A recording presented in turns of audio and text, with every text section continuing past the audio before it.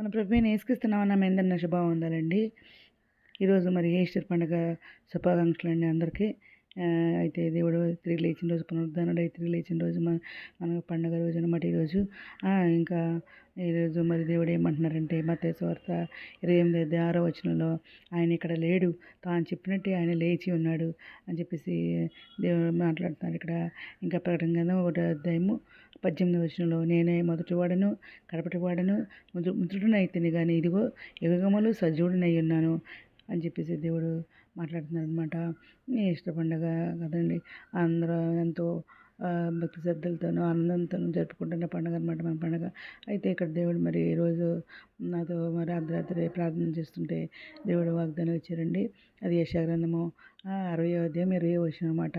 నీ దుఃఖము సమాప్తములాగని చెప్పేసి నాకు ఇచ్చారు. అయితే దాన్ని మొత్తం చదువుకుంటా ఆ వాక్యం అంతా, నీ సూర్యుడు ఇంకా అస్తమింపుడు, నీ చంద్రుడు క్షీణింపుడు, యెహోవాయే నీకు నిత్యమైన వెలుగుగా ఉండను, నీ దుఃఖము సమాప్తములాగను అనే వాగ్దానం అనమాట. దానికి రెఫరెన్స్లు చూసుకుంటే మత్తయి సువార్త 11వ అధ్యాయము 28వ వచనంలో దేవుడు ఏమంటున్నారంటే, ప్రయాసపడి భారం మోసుకుంటున్న సమస్త జనులారా నా యొద్దకు రండి, నేను మీకు విశ్రాంతి కలుగజేతును అని చెప్పేసి దేవుడు మాట్లాడుతున్నారండి. ఇంకా ప్రకటన గ్రంథం 21వ అధ్యాయము 4వ వచనంలో దేవుడు ఏమంటున్నారంటే,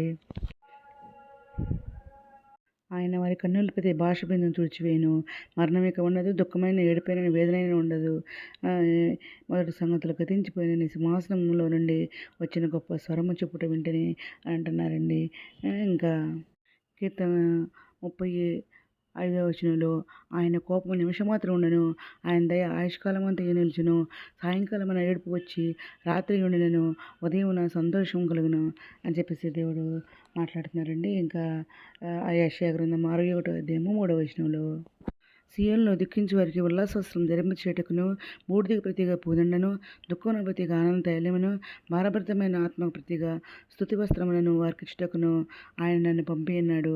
యెహోవా తన్ను మహిమపరుచుకున్నట్లు నీతి అయిన మస్తకి వృక్షములనియు యెహోవా నాటిన చెట్లనియు వారికి పేరు పెట్టబడను అని చెప్పేసి అంటున్నారండి.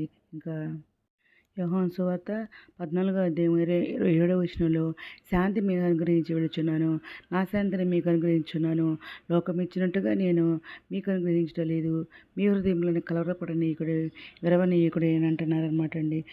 ఈ వచనాలన్నీ కూడా దేవుని నిత్యమైన వెలుగు, నిరీక్షణ మరియు దుఃఖము నుండి మరి ఉపశమనాన్ని తెలియజేస్తుంది అనమాట. ఇది శ్రమల్లో ఉన్న వారికి మరి నిత్యజీవము, నిరంతరం ఆనందం మరియు దేవుని సాన్నిహిత్యం ద్వారా మరి ఓదార్పు ఇస్తుంది అనమాట.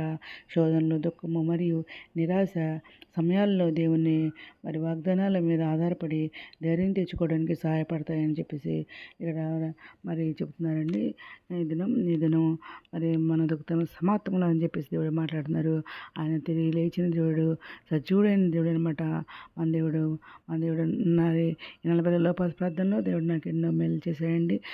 ఇంకా దేవుడు మరి స్వయంగా ఆయన వచ్చి దిగి ఆకాశం నుంచి దిగి వచ్చి మరి మా పిల్లలిద్దరిని కూడా నన్ను కూడా మరి స్వస్థపరిచారనమాట. ఆరోగ్యం నుంచి విడుదల దయచేశారు, నా భర్తను కూడా విడుదల దయచేశారు. ఆరోగ్యం ఇచ్చిన దేవుడు మన దేవుడు.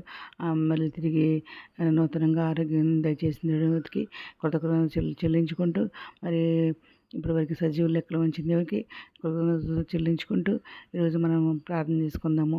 మౌనద సశక్తిమంతుడ ఘనమైన మనకి స్తుతిస్తున్నాదండి. అమ్మైతే ప్రపంచం ప్రతిపెట్టిన పేరు పేరు న్యాయం చేసుకోండి. ఆయన ప్రతిపెట్టి అవసరం తట్టండి, అక్కలు తెచ్చిన కోరికలు తెచ్చండి, చెంటి పెట్టిన మంచి అరుగుడు దేశాలు నిరుద్యోగులు ఉద్యోగాలు తెచ్చండి, ఆదిపస్తున్న ఆర్థిక సాయం తెచ్చండి, ఆరోగ్యం స్వస్థపరచండి, వేదందుకుని మొదటి కుంగిన వారు లేవతండి, రక్షణ తెచ్చండి, యవనస్తులు బలపరచండి, యవన కాలం మీ కడమట కృప చూడండి, మీతో రాని మీరు క్షణమైన సత్తుబిడ్డ కృప చెప్పని ఎత్తబడి బాగా దయచేయమని మా ప్రభు పేరు చూడండి యేసుక్రీస్తు పరిశుద్ధమైన నామన అడిగి పెట్టుకుంటూ ప్రార్థిస్తున్నాం తండ్రి. మీ అందరి ప్రార్థనలో మా కుటుంబం నుంచి కూడా ప్రేర్ చేయమని మనం చేసుకుంటున్నాను. ప్రభు సేవలో మీ సహోదరి. God bless you.